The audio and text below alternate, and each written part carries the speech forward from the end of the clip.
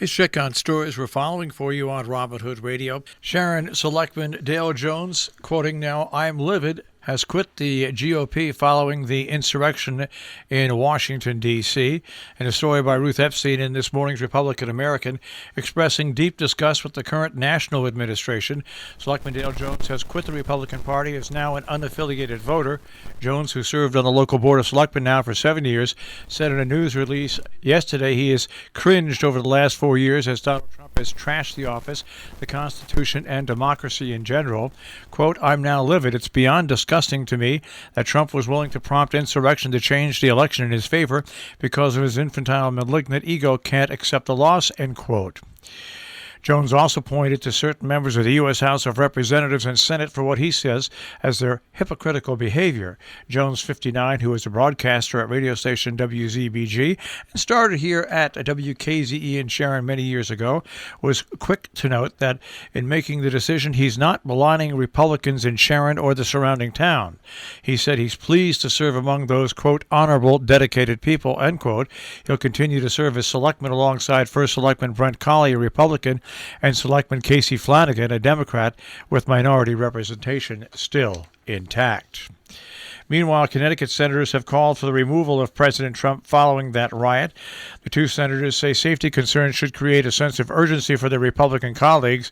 Both Senators Chris Murphy and Richard Blumenthal say the president remains a danger to the democracy, with Murphy even saying he doesn't think last Wednesday will not be the last attempt to disrupt our government. The Dover Union Free School District is calling on community members to participate in a search for a new superintendent. The district began its search to replace soon-to-be-retired Superintendent Mike Tierney in October. A meeting is planned in which community members can meet the top 4 candidates, listen to presentations, and give feedback. After that meeting, the board will review feedback and begin the process of choosing the best candidate. Tierney said he'll stay with the district until the end of June. He has served 11 years as superintendent, 33 more as a teacher, coach, principal, and assistant superintendent. He made his decision to leave the position in May. In Great Barrington, a dream will likely come true for Randy Weinstein and anybody who wants to see the legacy of W.E.B. Du Bois exalted in Great Barrington. Weinstein will present a proclamation to the town select board that would establish February 23rd, Du Bois's birthday, as W.E.B. Du Bois Legacy Day. He said he's spoken to board members, all of whom are gung-ho. Based on his research, Weinstein thinks Great Barrington might be the only municipality in the U.S. to do this. Quote, "I've been on this quest for over 20 years now," end quote.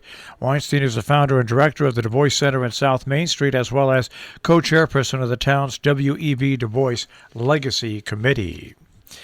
We have a breakdown of the vaccine rollout in Connecticut. As of Monday, state officials said a total of 141,000 doses had been administered. Connecticut is 5th nationally in the percent of population vaccinated. The first mass vaccination site will be at Rentschler Field, with more to come, according to state officials.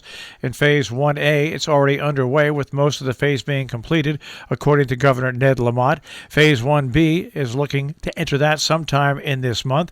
The state is expecting to vaccinate around 800,000 people during that phase. Lamont said advanced registration will open for people who are 75 years and older on January 19th. Phase 1B appointments will begin for people 75 years and up. In addition to an online appointment system, there'll be a telephone appointment system for people who don't have computer access.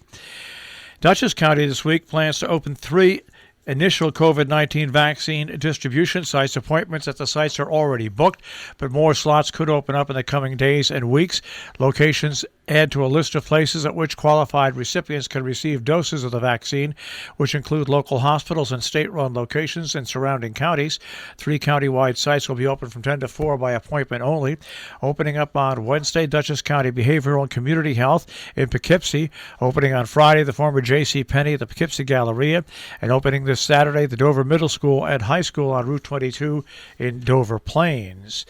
The number of active virus cases in Dutchess County is at an all-time high, according to most recent totals available yesterday, after increasing by 29% in 3 days.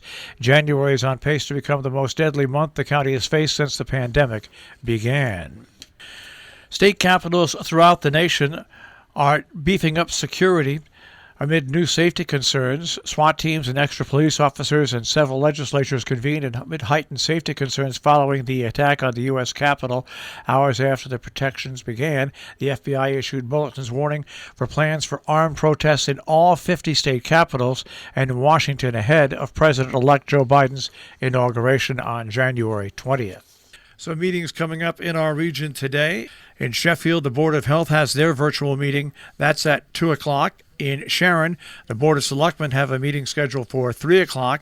In Cornwall at 4 o'clock, the Wastewater Committee at 4 o'clock. Cornwall reads Great Fiction, Roxana Robinson and Anna Karenina. And then at 7 o'clock, the Planning and Zoning Commission has their meeting. In Kent, the Sewer Commission has their regular meeting at 4. Board of Selectmen regular meeting at 6:30. Zoning Board of Appeals has their regular meeting at 7 p.m. In Salisbury at 5 p.m., the ZBA meets, and then at 7:30, Salisbury Recreation Commission. In Hillsdale, the Town Board has their regular meeting set at 7 p.m. It's via Zoom. On Wednesday in Sharon, the Planning and Zoning Commission has a meeting scheduled for 5:30. In Salisbury at 5:30, the Salisbury Fire Commission on Wednesday. Falls Village, the Board of Finance regular meeting at 7 p.m. It's via Zoom. That is happening on Wednesday as well. In Sheffield, the Planning Board has their next meeting via Zoom on Wednesday at 7 p.m. A public hearing will be held by the Town of Pine Plains Planning Board on Wednesday at 7:30 for the purpose of hearing all persons for or against a special use permit for a major home occupation submitted by Willow Roots for property located at 23 North Main Street. The Town of Northeast Planning Board has a public hearing coming up on Wednesday via Zoom at 7:40. Or as soon as thereafter when the Planning Board meets for a possible application of Peter W. Clare for a lot line adjustment to a tax parcel. The parcel is located on Route 22 in Millerton, New York. The application is open for inspection via email. To request a copy, nepb@townofnortheastny.gov or call 518-789-3300 extension 608. The Town of Amenia is now requesting sealed proposals from qualified firms to reform engineering services for the Town of Amenia, Route 44 sidewalk expansion to Beekman Park. For more information about the Town of Amenia, please visit the town's website at ameniany.gov. Proposers must submit one original plus 5 copies plus one digital copy on CD, DVD, or USB drive as a single PDF document. Proposals must be received no later than Thursday the 14th and addressed to the attention of Dawn Marie Klinger, Town Clerk, Route 22, Amenia, New York, 12501. On Thursday, Cornwall at 10:30, the Conservation Commission has a meeting. Also Thursday, the Sharon Sewer and Water Commission meeting at 7 p.m. In Salisbury on Thursday, Board of Finance has their quarterly meeting beginning at 7 p.m. Meanwhile, in Kent, the Planning and Zoning Commission has a regular meeting set for Thursday at 7 p.m.